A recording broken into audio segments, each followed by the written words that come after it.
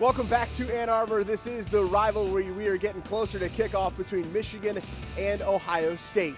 Well, we all know that Urban Meyer is no longer coaching the Buckeyes, but you better believe he has a very close eye on everything that goes on around that program, and especially still with this game. He sat down with 10 TV, our sister station down in Columbus, and had a really nice conversation with Dom Tiberi. The Ohio State-Michigan game is billed as the greatest rivalry in all of sports. You won't get an argument from former Buckeye coach Urban Meyer. Respect is a word he uses when it comes to the rivalry. There's not one human being alive, and I'd fight anybody that doesn't have more respect for that university, those players, and those coaches. I didn't say like. As a matter of fact, it's hatred, but respect. Meyer, who was a perfect 7-0 against the Wolverines, says the secret to his success was hard work.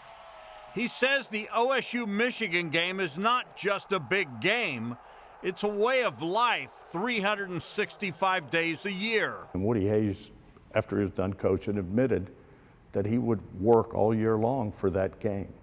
You're not coaching anymore. Did you work all year long for that game? Nonstop. If you go everywhere in this facility, for example, you go on the recruiting board, there's only one school that we follow every one of their recruits, where they're going, what they're doing. In the off season, you have Coach Mick and his staff. There's always something about the team up north. I would coordinate videos throughout the year, and I'd say, okay, Tuesday's going to be Team Up North Day. I want nothing but the history of the game blaring through the facility. I'd have a team meeting, talk about it. And there's no question Meyer was a driven man when it comes to the OSU-Michigan game. Losing was simply not an option. I'm not sure what would have happened if we lost that game.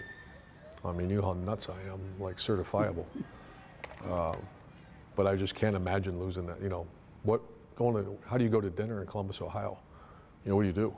And you walk down the street and someone says, there, that guy lost to them. Meyer's record speaks for itself. 187 career wins to go with just 32 losses. 2 SEC titles, 3 Big Ten championships, and 3 national titles. And then there's the perfect 7-0 record against Michigan. Oh, it's number one. You know that over national championships. It is. It's just because I was raised that you can lose all games but never lose that game. Now, obviously that's not true anymore. That's really never been true, but I was brainwashed.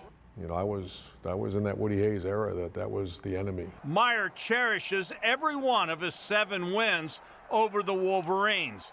But there's no question his biggest win came last year when he hung 62 points on the Maize and Blue, a game that still fires the coach up. They came in here, a lot of the players wearing Michigan Revenge Tour 2018. I can't believe that, yeah. Which kind of blew my mind. And you hung 62 points on them most ever. What do you remember? I mean, did you know going into that game? No, no, that was a great team. That was probably their best team. You know, the 16 team they had was outstanding too, and their defense was lights out. And when I saw one of their players guarantee a win. Would you go as far as Jim Harbaugh did and guarantee that Michigan would beat Ohio State? Yeah, I do. I couldn't believe I watched that, you know, at the running back.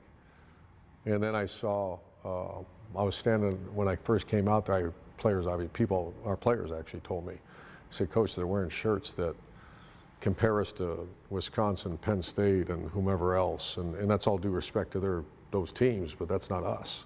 That's not the game.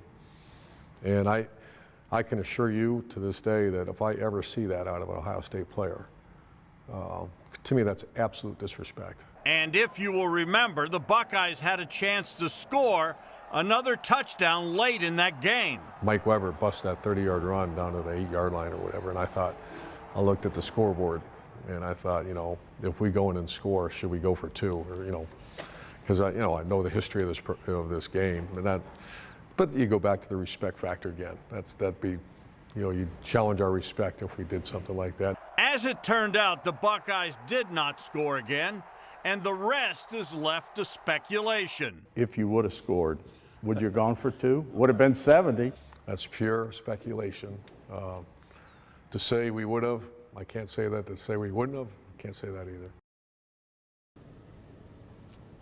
that rivalry, you can just feel it, and Urban is so maniacal about it. We will have much more from Urban in my conversation with him coming up a little bit later.